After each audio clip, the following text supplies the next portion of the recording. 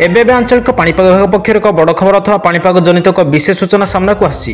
सूचना अनुसार आगामी 7 दिन राज्य में लगी रही वर्षार प्रभाव। असह्य गरम और गुलगुली भितर राज्य को आसूची मौसुमी जनित वर्षा।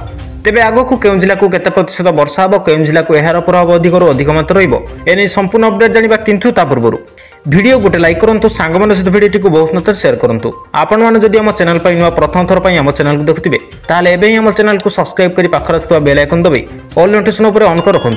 आपण माने हमर न्यूज को केउं जिला देखुछन्ते तळे कमेंट माध्यम निहाती जणाइबे, जहा द्वारा लेटेस्ट पाणीपागर सठिक सूचना आपण माने हम चैनल माध्यम सर्वप्रथम पाइ परिबे। तेबे चलंतु अब लेट न करी वर्तमान खबर ऊपर नजर पकेबा।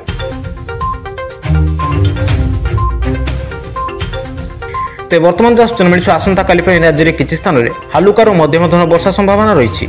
नवरंगपुर, कंधमाल, कलाहांडी, गंजाम, गजपति, रायगड़ा, कोरापुट और मालकानगिरी जिले में प्रबल और अति प्रबल वर्षा नहीं सतर्क सूचना जारी कर 20 तारिख जाए राज्य में मेघुआ पाग सह किछि स्थान में वर्षा और अनेक स्थान में प्रबल वर्षार संभावना रही।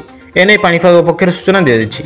आंचलिक पाणीपाग विज्ञान केन्द्र आकलन अनुसार आसंता काली राज्य में किसी स्थान में हालुकार और मध्यम धरण वर्षा हो पारे। यह सब जिला मध्य नवरंगपुर, कंधमाल, कलाहांडी, गंजाम, गजपति, रायगड़ा, कोरापुट और मालकानगिरी जिले में प्रबल और अति प्रबल वर्षा नहीं सतर्क कराई पाणीपाग विभाग। एथर रजरे फिका पड़ो पाग बदल मौसुमी वर्षा भिजिब ओडिशा। आसंता 18 तारिख बेलू घूर्णिबलय सृष्टि संभावना रही।